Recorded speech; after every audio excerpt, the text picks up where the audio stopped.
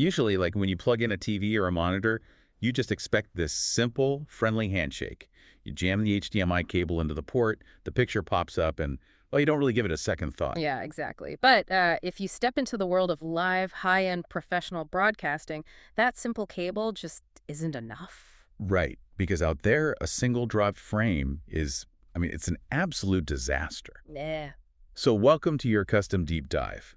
Today, our mission is examining a very specific piece of gear from a product page at HDTV Supply. It's the AJA IPT-10G2-HDMI converter. And it comes with a pretty serious price tag of $1,675. Yeah, a lot for a single converter. Yeah. Okay, let's unpack this. What exactly makes this little box so valuable for professional video setups? Well, the broadcast industry is undergoing this massive shift right now. They're, completely abandoning traditional heavy copper cables. Oh, right, they're moving towards standard IT networks for routing video, right? Exactly. It just gives them infinitely more flexibility in how they move video around a facility. Which brings us to the core job of this converter. It takes uncompressed HD HDMI video. So we're talking up to 1080p 60 with 10-bit 4.2.2 color and translates it into SMPTE ST2110 IB transmission. That is a lot of jargon at once. Yeah, let's pause on that for a second. Yeah. Because that 10-bit color depth means, well, it means it's retaining massive amounts of color data per pixel. Creating these huge files that are just too heavy to fling across a standard network. Right. So I like to think of this device as like a high-speed diplomatic translator. It takes that heavy, raw HDMI data that speaks one language, perfectly packs it up, and translates it for a blazing fast trip across a specialized network. What's fascinating here is how it actually packs that data, because SMPTE ST2110 doesn't just send a traditional video file. Right, it doesn't. No, it actually deconstructs the HDMI signal. It breaks it down into independent, perfectly synced packets of video, audio, and metadata. Oh, wow. Yeah, and to move all those separate, uncompressed pieces without causing a bottleneck, this device uses two 10-gigabit Ethernet SFP Plus connections. Two 10-gig connections. That is just an enormous amount of raw data capacity. But here's where it gets really interesting or, terrifying, depending on how you look at it. Terrifying how?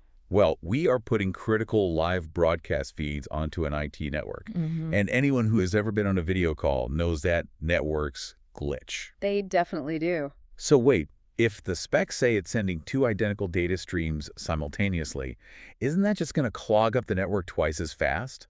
Like, why isn't a standard, really fast network connection enough? Why pay for this hitless technology? Well, efficiency isn't the goal here. Absolute survival is the goal. Okay, survival, got it. Yeah, that dual stream capability is called hitless switching. Specifically, it's the SMPTE ST2022-7 standard, and it provides ultimate redundancy.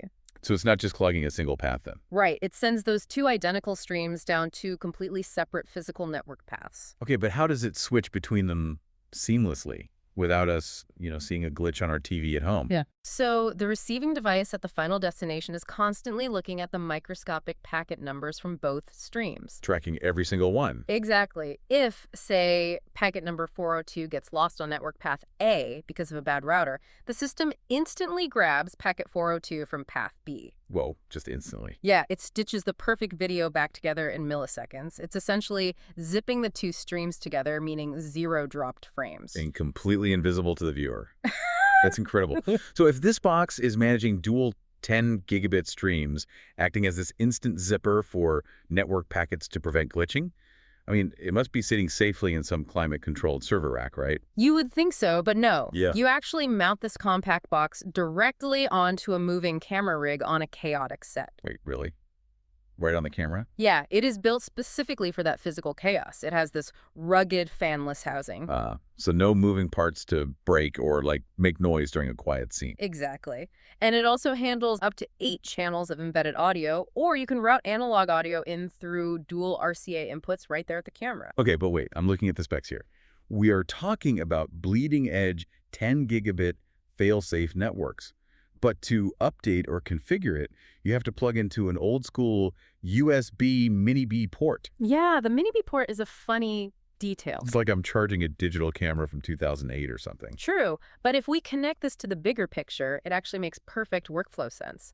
You see, you do your initial bulletproof setup via USB back in the tech shop. Right, where you don't need a live network connection yet. Exactly.